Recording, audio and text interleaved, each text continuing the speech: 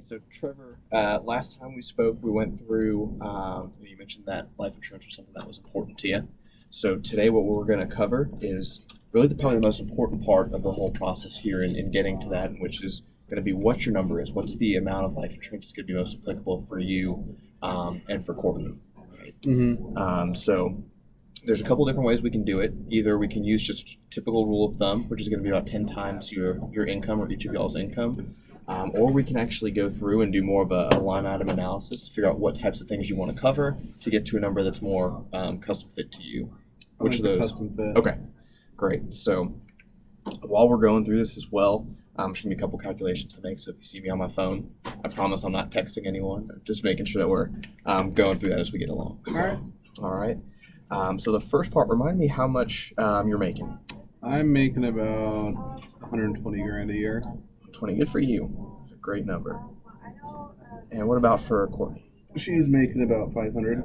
500. Oh man. Okay, I can see why you married her. Yeah. Breadwinner. I'm surprised you're not just sitting at home The relaxing. goal is to be the stay-at-home dad.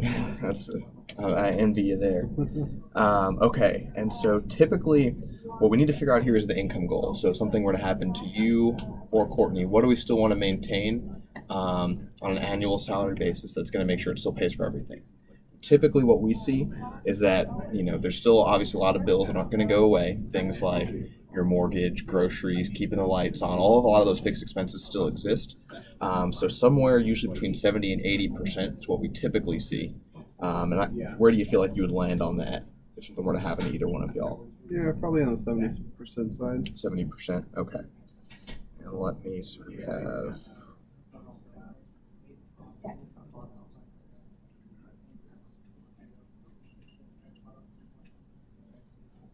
Okay, and so just to keep in the loop, so that comes out to about 430,000. How does that sound to you?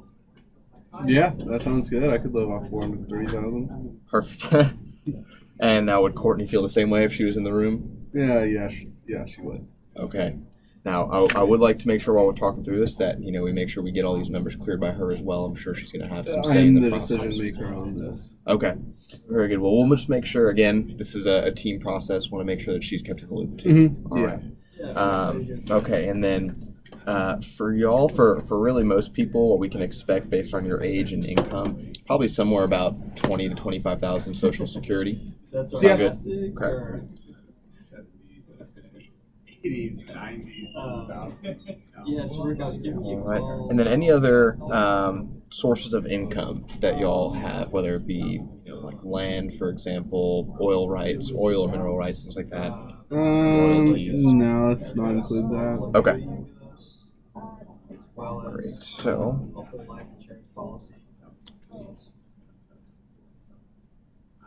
Okay, gotcha.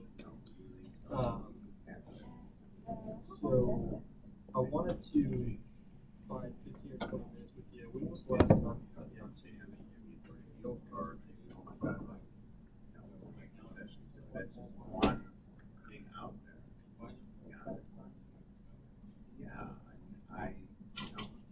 It's a bit reliable.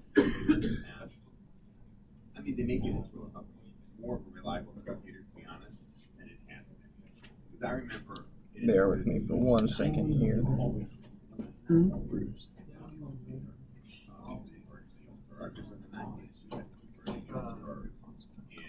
Can we go outside?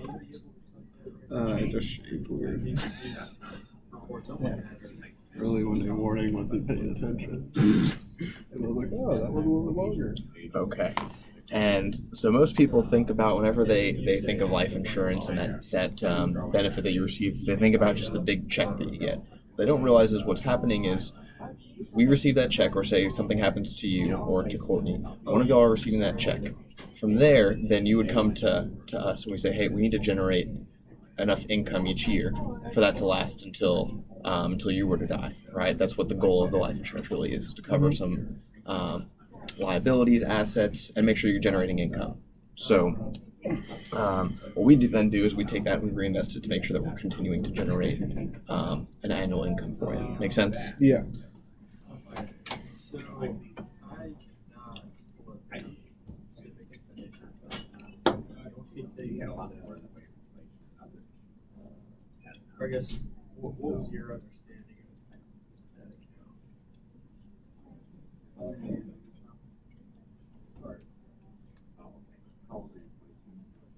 Okay. So then burial expenses or final expenses typically here in Dallas we see somewhere about 10 or 15,000. Where do you and Courtney feel like you would be with that for each of y'all? Yeah, 15,000 sounds good. 15,000. Great. Okay. And then emergency funds. Do you already have an emergency fund, or if something were to happen, for those few months when you're going through the grieving process, we usually see some more, If something happens to her, I don't want to spend any of the new money I receive. So, what would you recommend? What would I recommend? So, really, when we're looking at emergency expenses, somewhere between 3 and 6 months of, your monthly expenses. So, what would you say those typically are? Let's say 50 grand 50 grand is the total. Okay. Sounds good. And do we still feel the same way if something were to happen to you for Courtney? Okay. Yeah. All right. And then remind me, any kiddos? No, none yet. No. Okay. So education fund. Any that you're expecting in the next few years? No, but fortunate that grandparents are actually going to take care of that. Okay, so they're taking care of 100% of any for education all needs. education. Great, that's awesome. Glad to hear that they're involved. Or whatever. And then, do y'all own your home? We do. Great. What's the mortgage on that right now? There is none. No mortgage. That is awesome. Congratulations to you guys. And so, with that being said, what other debts do y'all have or liabilities? We both have pretty nice cars. There's probably 100 grand left on those Okay. Total or each? each. That's how long it takes. Must be some really nice cars. Mhm. Good for y'all.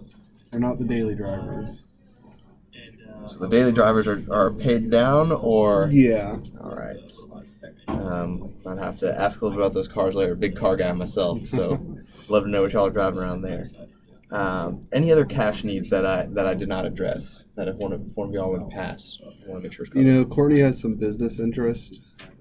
Okay. So probably about another 50,000 if something were to happen to her. Okay? Let's dive into that a little bit more. So, what is this business interest she has? Is she a partner with a company, or how does this work? Yeah, just something where I could pay off the rest yeah, of I'll be her, able to tell. whatever they call it. I just know that there's about 50 grand there. So her stake in the company is Yeah. 50 grand. Okay. Now, is that what her stake is worth currently? I think it's just a business loan or something like that. Just want to make sure that's free and clear. Okay. So she provided the loan, or I think she took one out. she took the loan out. Okay. So now, does that mean that she also owns the business? Yeah. Okay. Now, what is her portion of that business worth? She's a sole proprietor. Okay. She owns it herself. Now, what would happen if she were to pass? Do you expect to be stepping in that business, or would you be liquidating it? I'd liquidate or sell it to somebody else, Okay. just to make sure that no one's coming after me. Gotcha. That sounds great. Anything else that I can do for you? Okay. So then, let me just do a quick calculation here. Absolutely, you have your rest of your day. And so the last section, just to prep you for it, is going to be what you guys already have in place as far as where you could pull cash from if needed, or other life policies, things of that sort. So if you want to start, just think on any of those while I'm doing this quick calculation. Yeah. So I have in my corporate job. I have basically my annual Hey, Greg, salary this is John Santos. is given to me Just for free, another call from you. and then Courtney has another $1 million in coverage.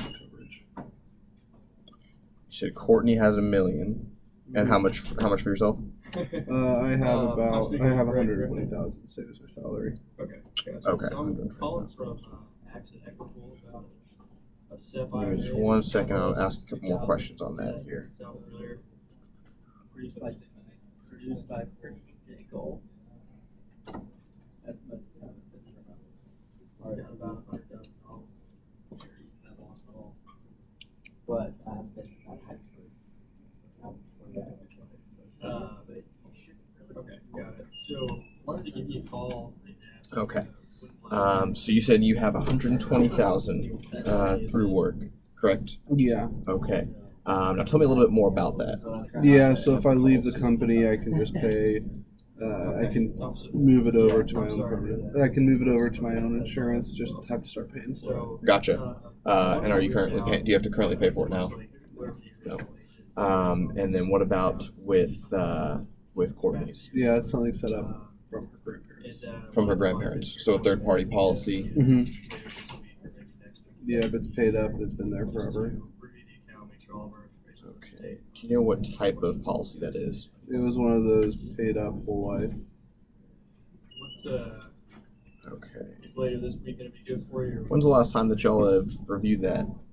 We haven't. Haven't? It's just it's paid up. It's there. Yeah. It's going to be there forever. Yeah, absolutely. And get that. What is that? The reason why y'all haven't reviewed it? Just because it's paid for already? Yeah, there's nothing we have to worry about. Okay. That's awesome. One thing we'll make sure, so in the next section we go through some of the different types of life insurance.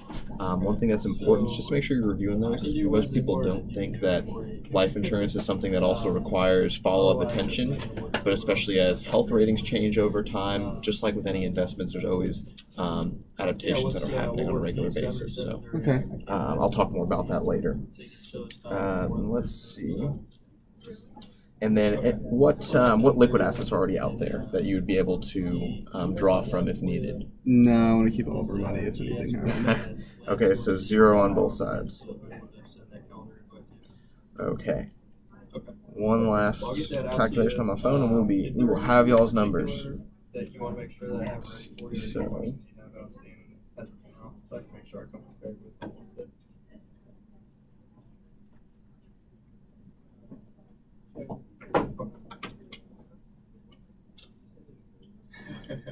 That sounds like a plan. Alrighty, I appreciate you giving me a call back, and I will plan on giving you a call on Wednesday morning. At 7:30. Perfect. Talk to you soon, Greg. Yep. All right.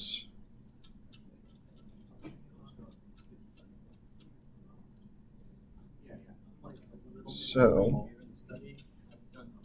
Courtney's number. Well, we'll start with your number. The good news is you have plenty of insurance. If you have more than you need, I would not recommend. Keep getting what you're getting through work. Happy to review that to make sure that you don't end up in a situation to where you get separated from the company and are paying for an expensive policy. But as far as the amount, you're good.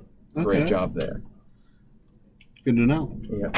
Then on Courtney's side, so her total amount needed comes out to $2,215,000. Now she already has the $1 million. That's with that paid up policy that y'all have, which leaves a shortage of about $1.2 million. Wow, she still needs that much more. Yeah. It seems a bit high. Why do you say that? I don't know. I thought $1 million would have been plenty. So, there's a couple things to think about here. Obviously, we have some numerous things that we wanted to cover as far as the assets and liability section, right?